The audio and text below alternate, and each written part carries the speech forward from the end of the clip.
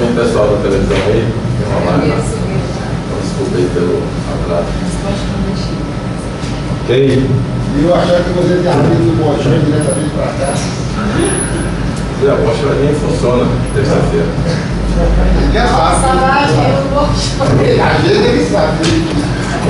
Bom dia a todos. Desculpa aí a demora. Vamos dar início à nossa 39ª reunião. Passamos já então ao item 2. Eu pergunto aos conselheiros se existe alguma proposta de alteração da ata. Foi encaminhada antecipadamente a todos. Podemos aprovar? Então, aprovada, conforme enviado a todos. Item 3, nome do secretário. Apresentação e discussão de processo a ser relatado pelo conselheiro Danilo Guimarães Cunha. 3.1. Processo 2010, final 1141, interessado Expresso Maia Limitada. Assunto auto de infração. Esses 3 processos são recursos de auto de infração na área de transportes. Os 2 últimos a gente pode estar discutindo eles juntos, que se trata do mesmo artigo, mesma situação. E o primeiro é o seguinte: é o processo 2010, final 1141, interessado Expresso Maia Limitada, assunto auto de infração 14.273. Relatório é o seguinte: versos presentes autos acerca de auto de infração, número 14.273, lavrado em desfavor da empresa Expresso Maia Limitada, em face do relatório de fiscalização 5582, por embarcar passageiros em locais não permitidos, na linha 1014, no percurso Goiânia-Nazário, em 16/2/2010, tendo a empresa mudou de infração encomenda, infringido o artigo 11, inciso 28 da Resolução 297, 2007, Conselho de Direção. Artigo 11, o cometimento das infrações abaixo tipificadas sujeitará ao infrator penalidade de multa classificada de natureza média, inciso 28, embarcar e desembarcar passageiros em locais não permitidos. Notificado, a empresa supracitada deixou de apresentar defesa, restando configurada a revelia nos termos do parecer ajuda. Isso na defesa para a Câmara. Em ato contínuo, a Câmara Setorial de Transporte, por meio da Resolução 544/2011, CST, decidiu manter o auto de infração em encomenda, decisão esta geradora da penalidade de multa no valor de R$ 800. A empresa optou a ser notificada desta decisão para recolher a importância supracitada aos cofres desta agência ou apresentar recurso, tendo a mesma as folhas 20 e 28, a 28, apresentado recurso, acompanhado dos documentos de representação, alegando que, abre aspas, a recorrente não infringiu o dispositivo acima evidenciado, uma vez que é permissionária do serviço entre as cidades de Goiânia e Nazário, com característica convencional, com seccionamento em diversas cidades já há quase 3 décadas. Que a recorrente requereu à GR a conversão da linha 1014, Goiânia-Nazário, de características convencional para características semi-urbana, no que foi atendido através do despacho 122 de 2005, diretor de transportes, e que os seccionamentos já anteriormente autorizados tratam-se de direito adquirido da recorrente, não podendo, sem nenhuma justificativa ou devido processo legal, a AGR simplesmente ignorar tais seccionamentos e passar a autuar a recorrente sobre a alegação de embarcar passageiro em local não permitido, fecha aspas, requerendo ao final seja o auto de infração julgado improcedente. Pois bem, a SUPAI manifestou-se às folhas 29 a 31 pela manutenção do auto de infração ante a ausência de qualquer irregularidade na lavratura e o normal prosseguimento do feito. Pronunciamento este que restou acatado pela gerente jurídica às folhas 31 dos autos. Em seguida, o processo foi encaminhado a este conselheiro para relatar no Conselho Regulador. Inciso é o breve relatório. A fundamentação da análise dos autos, temos que o recurso da autuada é tempestivo e atende o disposto nos artigos 32 e 38 da Resolução 297. Especificamente no que concerne ao mérito, o conteúdo do recurso propriamente dito não trouxe qualquer elemento que justifique a anulação do auto de infração. Quanto aspectos formais do auto de infração, ressalta que restou expresso tanto na autuação como no relatório de fiscalização o enquadramento legal da autuação, ou seja, o artigo 11, inciso 28 da Resolução 297, bem como a descrição da infração, ou seja, o embarque de passageiros em local não permitido, pois Santa Bárbara, em Goiás, não havendo qualquer dúvida ou mácula quanto aos mesmos. Nesse sentido, ainda impede ressaltar que as alegações da autuada de que possuía autorização para o seccionamento efetivado pela mesma e conseguinte embarque no município de Santa Bárbara de Goiás não restaram comprovadas. Ao contrário, o quadro horário juntado às folhas 5 demonstra de forma clara a restrição de trechos entre Goiânia e Claudinópolis, intermediários e vice-versa, restando Santa Bárbara compreendida nesse trecho. Ela tem o quadro de horários, tem a restrição de trecho Goiânia e Claudinópolis. Ela não pode parar em Goiânia nesse trecho. Santa Bárbara fica nesse trecho. Isso é expresso no quadro. Esse é um pouco atípico porque dizem que o semi-urbano não tem problema de seccionamento. Mas nesse caso específico, no quadro de horário está expresso a restrição de trecho. Em acréscimo a todo já exposto, temos que prevalece em face do fiscal a presunção de veracidade dos atos praticados pelo mesmo, exercício de suas atividades como servidor público, só é emitida tal presunção com prova robusta em contrário, ônus imputado ao autuada e do qual a mesma não se desincumbiu, já que não juntou aos autos qualquer prova das alegações por ela formuladas. Relatório.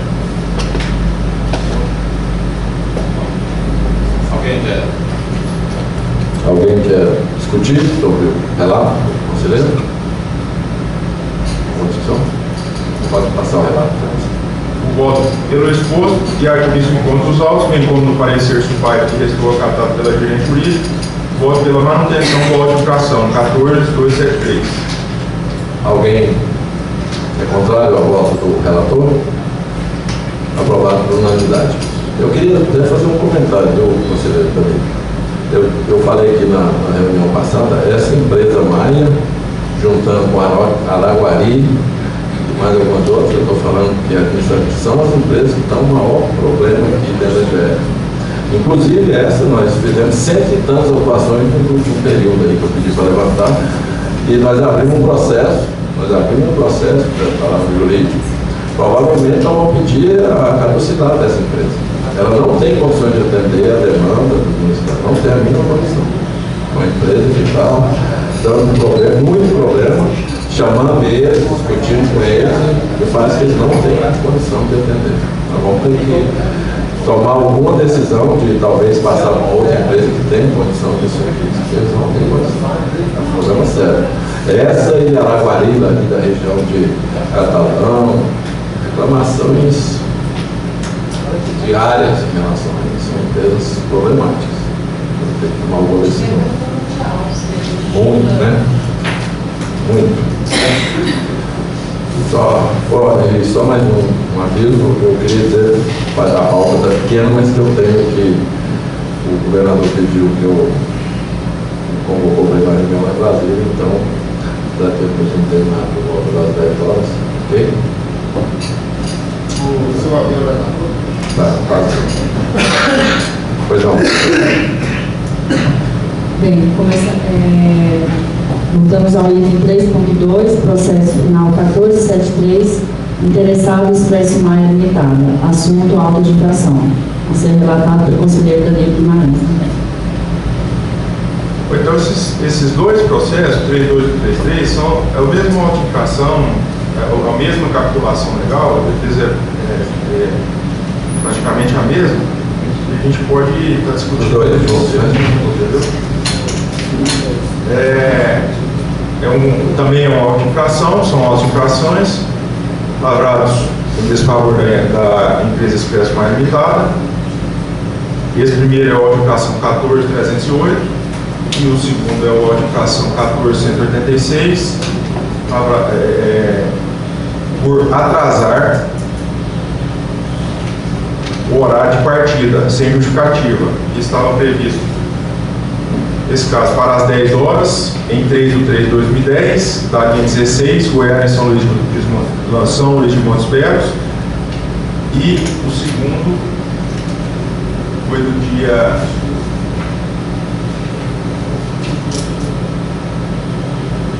Dia 24 de janeiro de 2010, também na mesma linha, 16, Goiânia, São Luís de Montes Belos.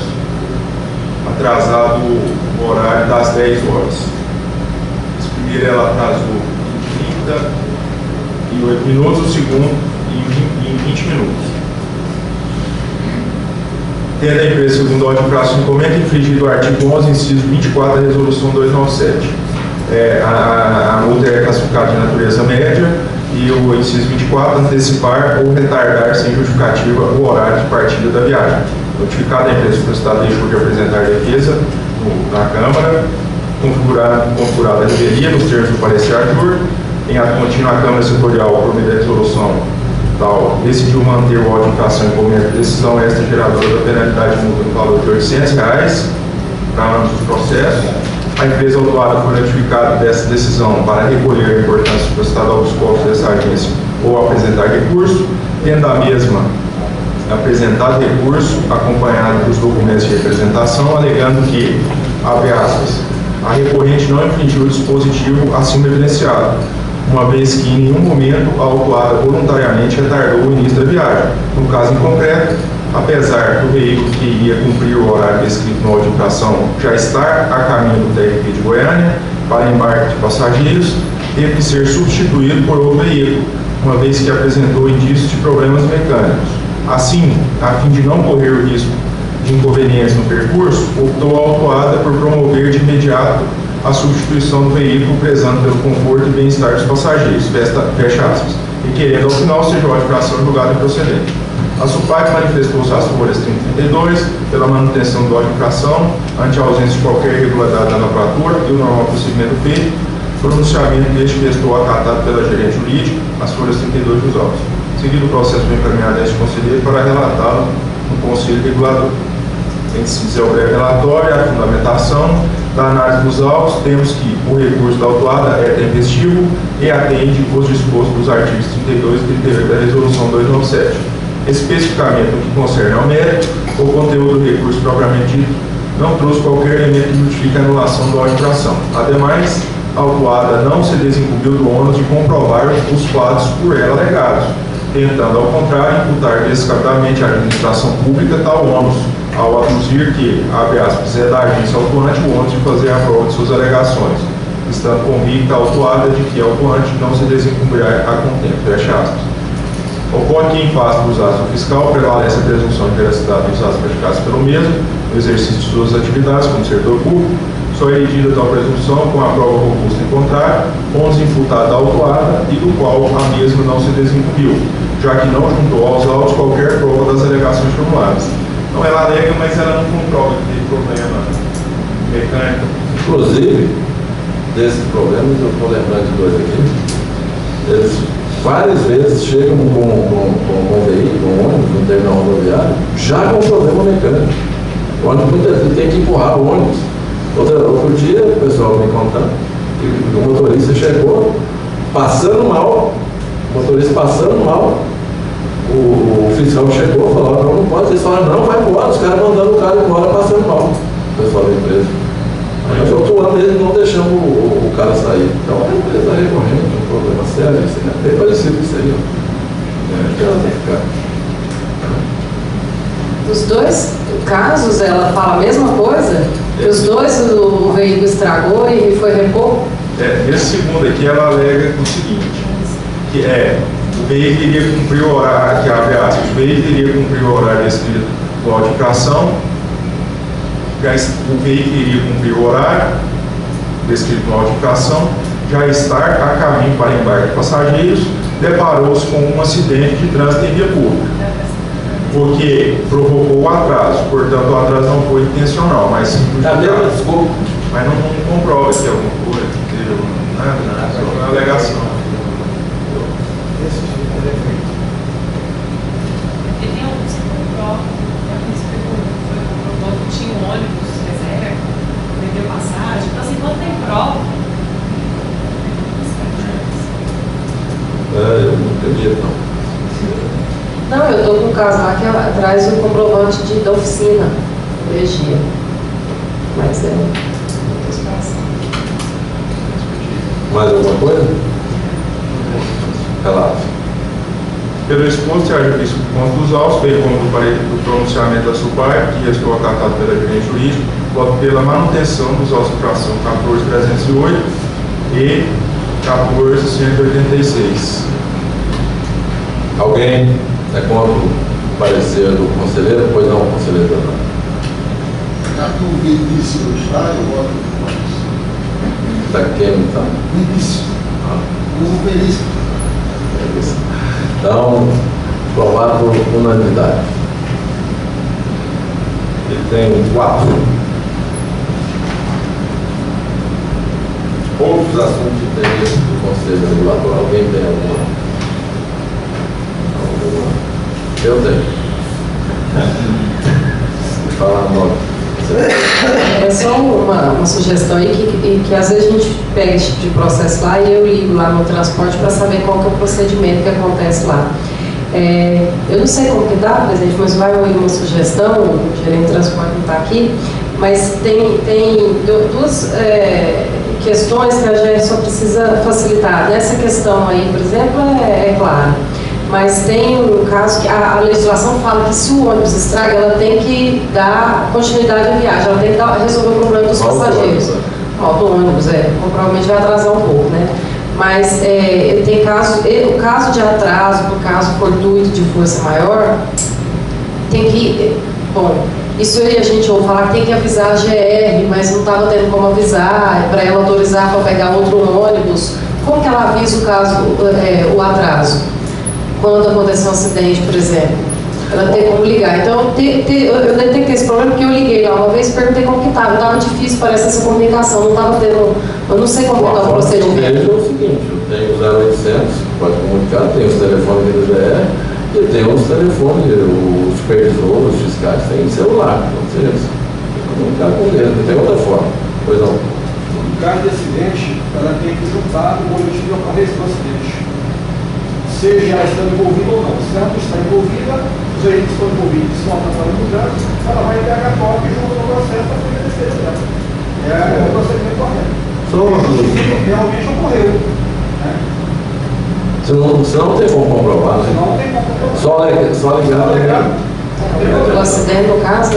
E é só isso, eu não sei como que estava, eu sei que tinha uma certa dificuldade, porque parece que as pessoas não estavam conseguindo achar os agentes ou entrar em contato com os fiscais para comunicar um atraso.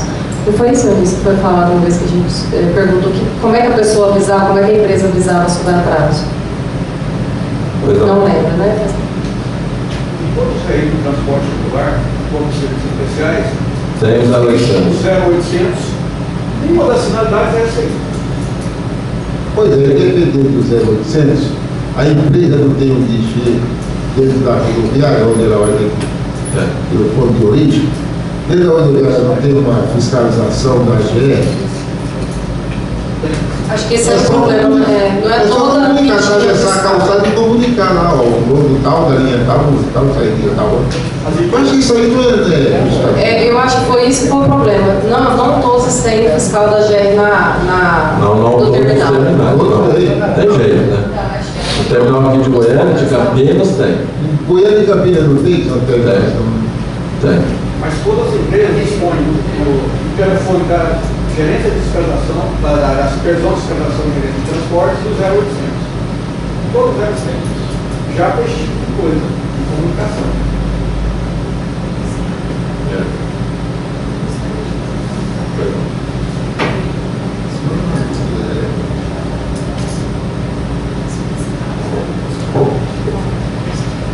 Em relação, havia até repassado do Humberto na segunda-feira, foi a posse da associação, dos novos membros da Associação Goiana dos Advogados Públicos Autárquicos, da GAPA, e o Humberto recebeu o convite, me pediu para ir representando, e fui, foi um grande evento na OAB, estavam todos os presidentes das autarquias, entre eles da GEL, até o presidente do DETRAN, ele também é advogado, ele participou e falou muito em relação aos gestores jurídicos, que são os que eles gostam de ser denominados advogados autárquicos e fundacionais, por isso o nome da associação. E lutando pelo pleito deles, e é interessante porque visa muito ao que a defesa do jurídico da parte das autarquias, que é da uniformidade das decisões. Nós não temos, por exemplo, dentro das autarquias, não há uma, igual existe na PGE, do parecer jurídico que é dado pela Procuradoria do Estado, isso é defendido como lei, né? Já todos devem seguir isso. E não há uma padronização como existe na administração direta. Então, eles lutam por essa valorização da advocacia pública, das autarquias e para as fundações dentro do cargo deles, para que valorize o serviço jurídico dentro das autarquias e fundações. Estruturar as políticas públicas de Estado, para que o Estado tenha uma defesa mais apropriada, dentre vários outros em relação à cobrança judicial, que não há uma simetria. Nós fomos a Cefaz, foi, Gilvan? Nós percebemos que a AGR é a pioneira do Estado de Goiás, das autarquias, que tem essa execução fiscal estruturada, os procedimentos de cobrança. As outras autarquias não têm. Então, não tem uma uniformidade. E até o governador do Estado, quem estava representando era o presidente do Detran, ele falou muito dessa tentativa de valorizar a advocacia para melhorar a equiparação das autarquias e fundações. Então, isso eu só gostaria de repassar, porque o Dr. Humberto foi citado lá como eu representando. E foi um evento muito interessante. Eu não imaginava que a associação fosse tão forte. E depois disso teve até um coquetel, foi bem abrangente. E divulgado na televisão, não sei se vocês ouviram isso. Eu não tinha conhecimento de que a associação divulgaram sobre a posse dos novos membros. E quem é o presidente hoje é o Renato de Souza Faria. Eu convidei, inclusive, para vir aqui para a gente conversar a respeito dos gestores. Aproveitando sobre os gestores, presidente, domingo teve uma matéria no Diário da Manhã, de meia página, sobre o Aldenor, gerente da gerência jurídica, de gestor jurídico. Ele é deficiente visual, então teve uma matéria lá muito interessante, por meia página do Diário da Manhã, sobre a atuação. Os processos da GR, né? Parabenizar a gerente. Eu até vi um dia que a repórter veio, mas isso já tem mais, foi em dezembro. Fosse de outro assunto, temporada de publicar. E não nos mostraram antes, porque estavam muito preocupados com o teor que eles iriam publicar, né?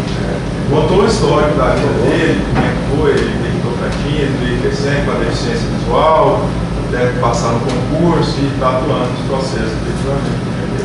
Não, foi uma conquista, porque é uma pessoa que tem nos ajudado muito e gosta, e veste a camisa. Isso a gente percebe assim. Isso é positivo, está sempre proativo buscando solução. Muito bom. Deficiente visual, mas tem dia que ele lê. Tem dia que enxerga. Bom, gente, eu tenho quatro rápidos aqui.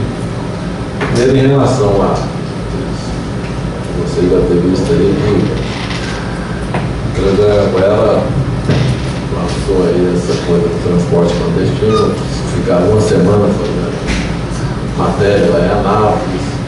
A gente já estava preparando uma ação grande em relação aos clandestinos e combinou que a gente teve que antecipar algumas coisas. Tanto é que já estava prevista uma reunião com todos os fiscais na segunda-feira.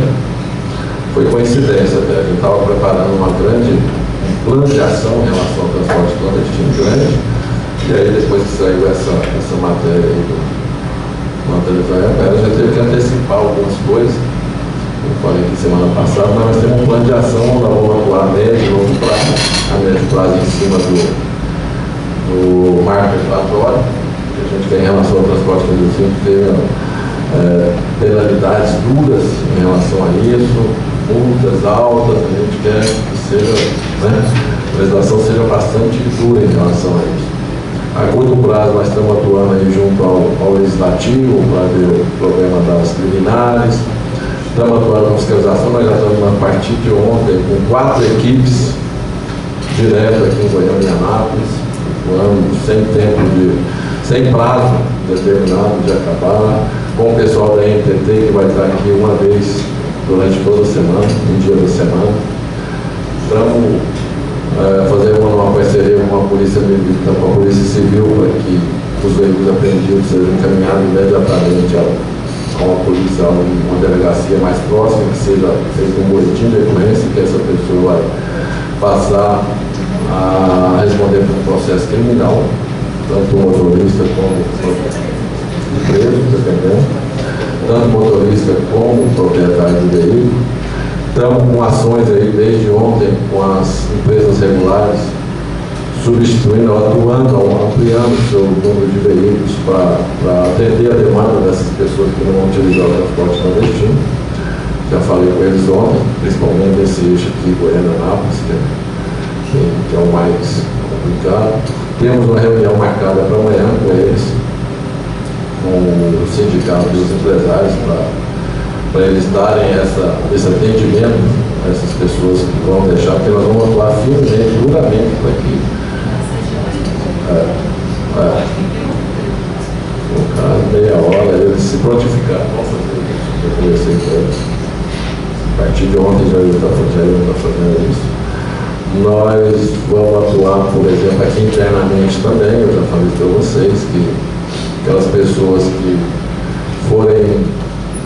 seus veículos foram apreendidos, eles têm que pagar uma multa de R$ 1.238. Muitos deles, o veículo é apreendido, chega aqui, paga um sexto da multa, imediato, porque corre, né? O povo tudo sai correndo para fazer o termo de parcelamento. Às vezes eu estou lá no meio de uma reunião, a pessoa entra lá para assinar logo, a pessoa pegar logo o veículo dela vai fazer de novo o transporte clandestino. Então nós estamos com um procedimento que fica pronto hoje aí, no qual vai ter que passar em tal lugar para ter sem residente, vai ter que passar no oceano. Um procedimento que vai demorar no mínimo 3 dias. Então eles não vai haver possibilidade de liberar o veículo antes de 3 dias. Nós vamos estar fazendo isso. Vamos estar fazendo uma campanha, já foi olhado lá na GECOM, vamos fazer uma campanha nos meios de comunicação, menos televisão, que é muito caro. Nós vamos fazer em rádio, vamos fazer jornal, vamos fazer outdoor, vamos fazer folder, em parceria com o terminal, com as empresas operadoras, com o sindicato das empresas de turismo. Outra ação nossa é que nós vamos caçar a licença das empresas de turismo ou eventual que pegaram CVPs fazendo transporte regular. Fazer isso, ao apoio do sindicato deles, concordo com isso. Nós vamos voltar a colocar os adesivos nos veículos para que seja identificado, se está autorizado. Então são várias ações que a gente vai estar fazendo aí. Sem prazo determinado. Essas equipes vão ficar, essas 4 equipes vão ficar só necessárias, vão colocar mais equipe aqui nessa região. E tem mais 5 equipes mobilizadas para atuar nos municípios povos aí. A gente está, lógico que isso é um problema seríssimo, eu acredito que a gente vai acabar com isso de uma hora para outra. A gente tem que atuar curto, médio, prazo, para a gente inibir esse tipo de coisa. Porque o maior problema que a gente tem disso aí tudo é o problema de segurança. Né? As pessoas que estão utilizando esses veículos correm sérios problemas de sério risco de vida. Que são veículos que não são apropriados, não são historiados, são motoristas que não têm a habilidade para estar transportando pessoas, são veículos sem seguro, seja coberto. Quer dizer, a população tem que saber disso, por isso que ela está correndo. Então nós estamos atuando em todos esses planos aí para estar inibindo esse tipo de coisa. É uma batalha difícil, uma situação difícil, agora nós não vamos dar folga e vamos estar atuando duramente em relação a isso. Nas liminares, eu busquei na fiscalização qual era a instrução que eles tinham, porque nós passamos, a partir do momento que chega o processo judicial, se repassa o memorando para a fiscalização. A fiscalização tem um quadro, uma planilha de 800, quase 900 nomes, e aí com andamento de acordo com os nossos memorandos. Então, a gente está fazendo uma avaliação de 1 a 1, de acordo com a lista da fiscalização, para fazer uma restrição de interpretação.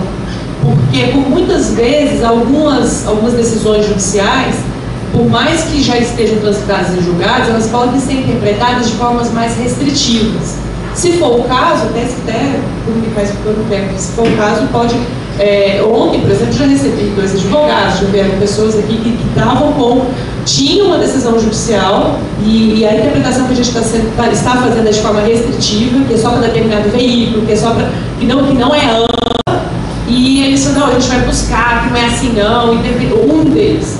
Então, não se chega a ponto nenhum, se o juiz ele não é específico, se o desembargador em um acordo não é específico, a gente está interpretando de acordo com a administração, de forma restritiva. Se chegar ao ponto de ver outra determinação, eles falam assim, o presidente vai ser preso. Não é assim, não é de forma tão rápida, porque ali ele não foi específico. Então, eu estou só comunicando, até falando para o senhor que se chegar alguma coisa, alguém vier conversar com qualquer deles, não, nos procure, aqui na frente de imediato, não. Porque a interpretação está sendo feita de forma restritiva e estamos entrando com ação contra aqueles que já estão transitados em julgado, para tentar, e até a gente imagina, a gente está fazendo um estudo com a nova reestruturação, para ver uma forma de, até mudanças de legislação, de todas essas decisões judiciais serem invalidadas. Né? Então, é um estudo amplo, mas que merece atenção e nosso trabalho tem aumentado, mas compensa. A gente percebe que a fiscalização, por medo, via que tinha uma decisão judicial e de qualquer forma liberava o veículo. Às vezes não era aquele veículo que a decisão judicial estava determinando que não fosse apreendida, às vezes não era aquele motorista. Então, a gente está melhorando essas informações para a atuação do fiscal de forma mais específica. A gente está o seguinte, orientando os fiscais deles tirarem cópia da liminar, porque às vezes a liminar falsa, às vezes a liminar que não vale nada. Não, com cuidado, ele não pode falar que é falso. Lógico. Mas então o pessoal vai estar atuando, nós vamos estar em cima dessas liminares, porque pouco chega, por exemplo, a liminar fica rindo na cara do fiscal. Então nós vamos, peraí, deixa eu pegar, nós vamos checar uma por uma, vamos ver se tem ou não direito. E vamos enfrentar isso que a lista está falando, vamos ver se não for até a última instância. Conversei com o advogado, vamos ler juntos? Não vamos aceitando isso não. E vamos esclarecer. E o juiz, estou insistindo com a Alice, ela acha que não, mas eu acho que é importante a gente estar falando lá na Associação dos Magistrados. Tudo bem, cara, não, tem que ver se o clube está bom, tem que ver aumentar o salário, mas eles têm que saber que a atuação deles em relação a isso é criticada. Eles estão colocando em risco pessoas por essa liminar.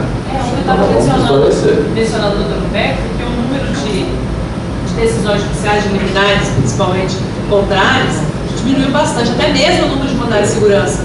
O que se chegava aqui de diversos mandados de segurança por dia, até hoje chegou, no início do ano, até hoje chegaram apenas um mandado de segurança.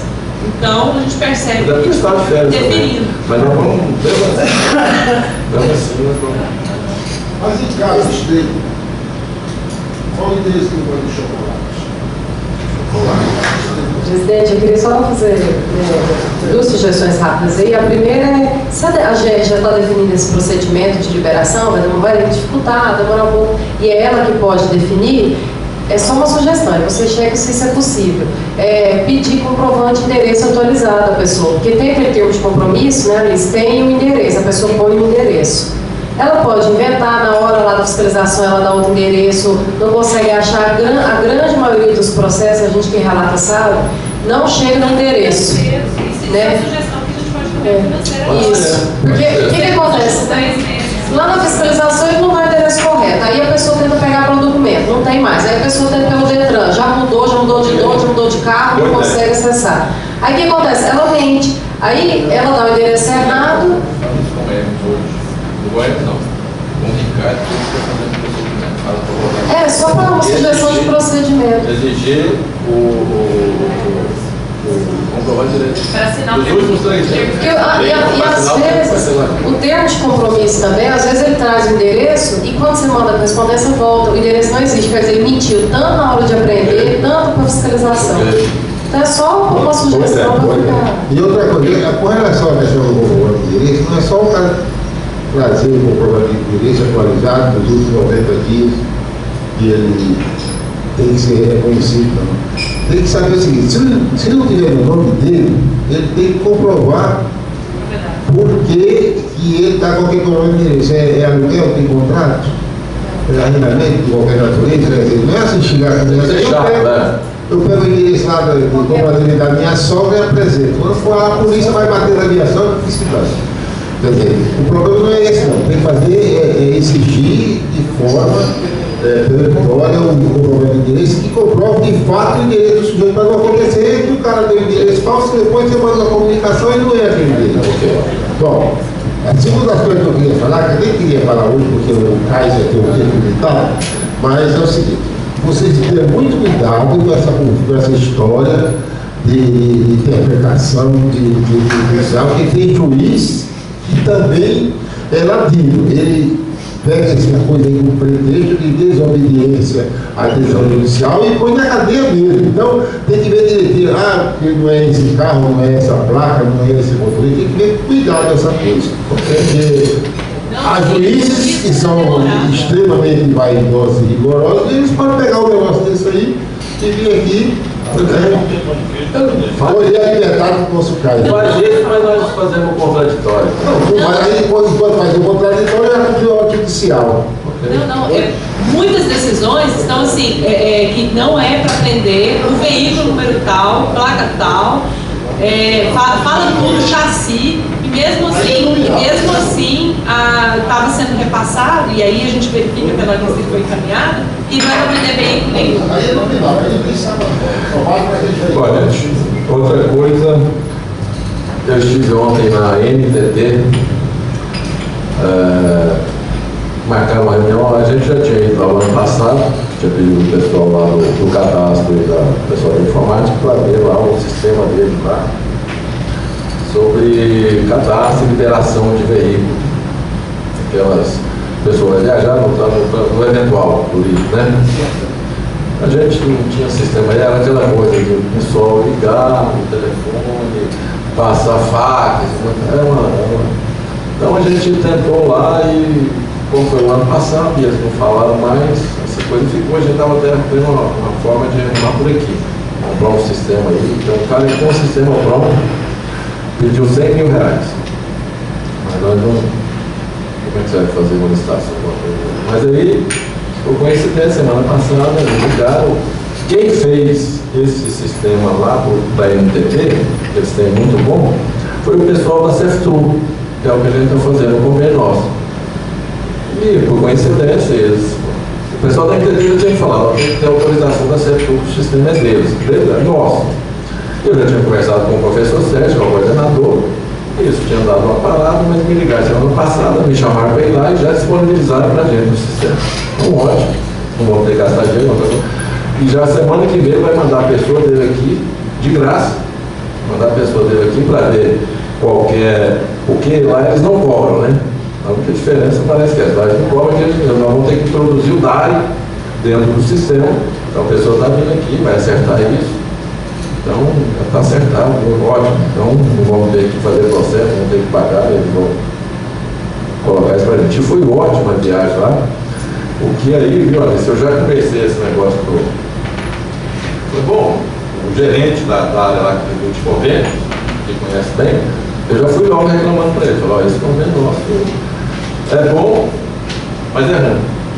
Porque é o seguinte, a gente faz. Aí ele lembrou a gente também. Ele falou, não, você tá. Na hora que eu reclamei, que a gente faz aqui os procedimentos, passa os processos na Câmara e tal, isso vai para lá, a gente não sabe mais nada. Falou, você está corretíssimo, é o pessoal da informática que nós vamos fazer isso, nós vamos mandar relatórios para vocês da situação de cada um e tal, mas vocês também, um monte de coisa parada lá, é verdade também. Processo que tem parado aqui. A gente tem que agilizar eles também. Não, somente 2010 tinha muito mais,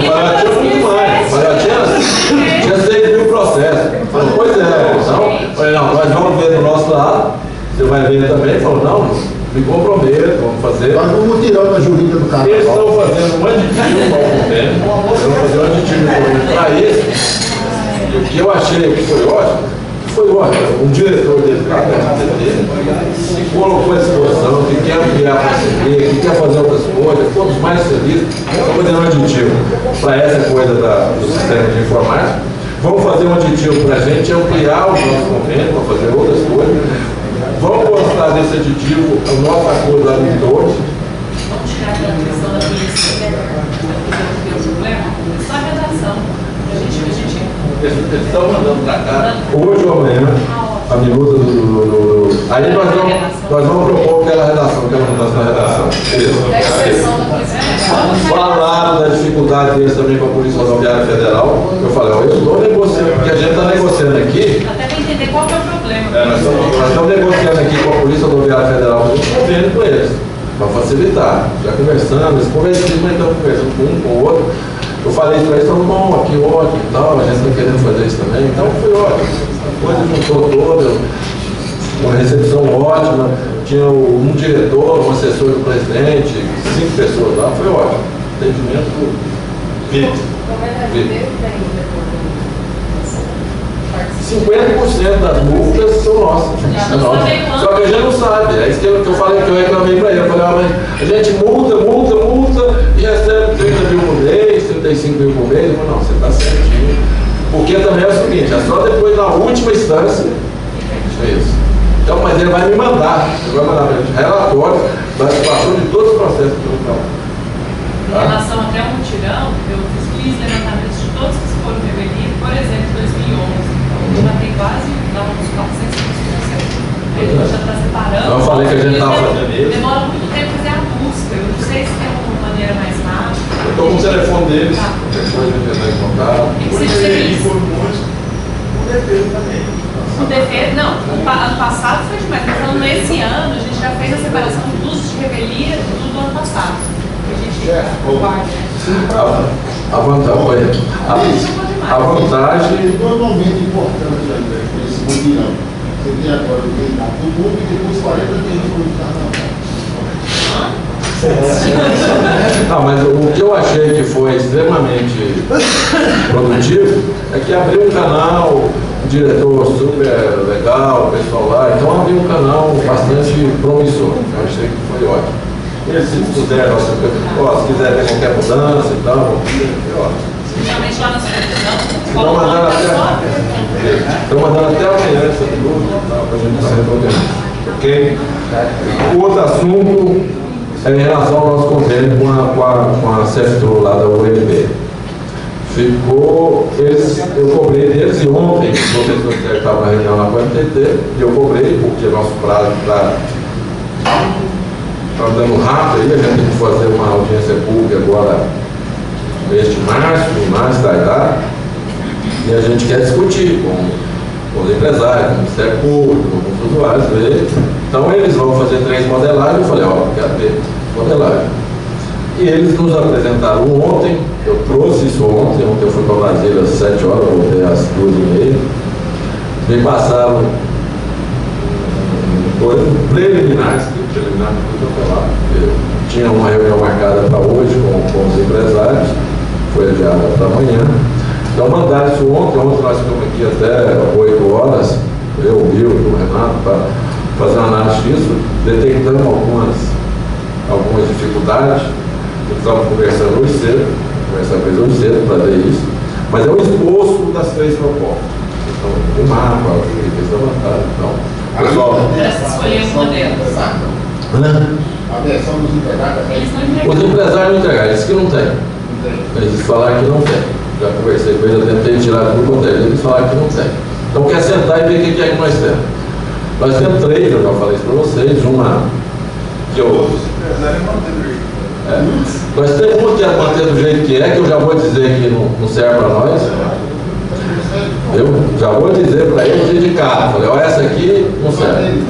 Tem a segunda que é mais avançada, com bacia, alguma coisa, e uma terceira mais avançada ali que não ficou, esse é o problema, ele não ficou de lei porque a gente tinha proposto para eles, que é essa coisa dos corredores e tal, ficou uma coisa intermediária.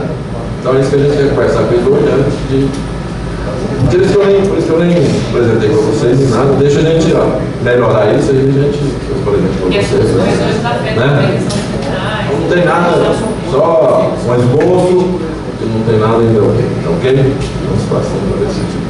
E por último, eu estou mandando os dois conselheiros que atuam na Câmara de Transporte, você já está recebendo ontem, hoje aí, por surpresa, nós encontramos aqui um armário cheio de processos que foram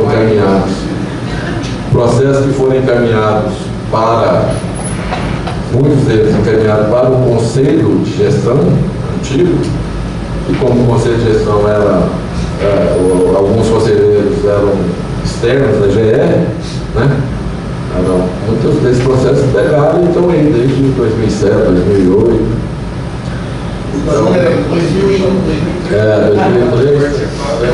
O Danilo era que você deixou. Danilo era também. Então é o seguinte, tem outros processos aí de precisam parecer jurídico, então eu pedi ao Gilmar, nós estamos pegando um por um, e dando encaminhamento para ele. O processo não existe essa coisa de processo dentro de gaveta. O processo ou ele está arquivado no arquivo geral, ou ele está em algum local para fazer alguma coisa dele. Não existe essa coisa. Então, tem outros processos também sobre esse processo? Não, os de administrativa, sindicância também, que aí eu pedi porque eu quero ver um por um.